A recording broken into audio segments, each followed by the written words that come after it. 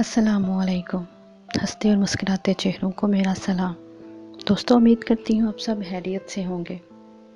آج میں آپ سے حضرت امام حسین رضی اللہ تعالیٰ عنہ کی پیاری اور انمول باتیں شیئر کروں گی جو ہمارے لیے مشعل راہ ہیں اور یقیناً جن کے اوپر عمل کر کے ہم آخرت اور اپنی دنیا سنوار سکتے ہیں۔ حضرت امام حسین رضی اللہ تعالیٰ عنہ فرماتے ہیں، اگر دنیا میں انقلاب لانا چاہتے ہو تو تہذیب نفس کا آغاز خود سے کرو، دنیا خود بدل جائے گی۔ مومن وہ نہیں جس کی محفل پاک ہو، بلکہ مومن وہ ہے جس کی تنہائی پاک ہو۔ ایک شخص نے امام حسین سے پوچھا، بزدلی کیا ہے؟ فرمایا، دوستوں سے بہادری، دشمنوں سے بھاگنا۔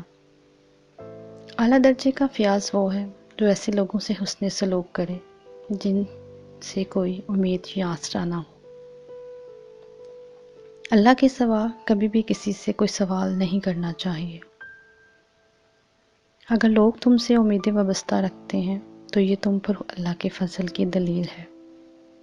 خدا کی جنت کبھی دنیا میں دیکھنے کا شوق ہو تو فقط ایک بار اپنی ماں کی گود میں کبھی سو کر دیکھنا۔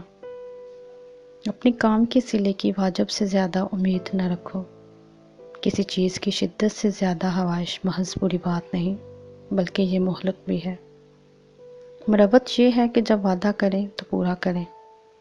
ظالموں کے ساتھ رہنا بذات خود ایک ظلم ہے۔ تقوی اور نیکی آخرت کے لیے بہترین ذاتی راہ ہے۔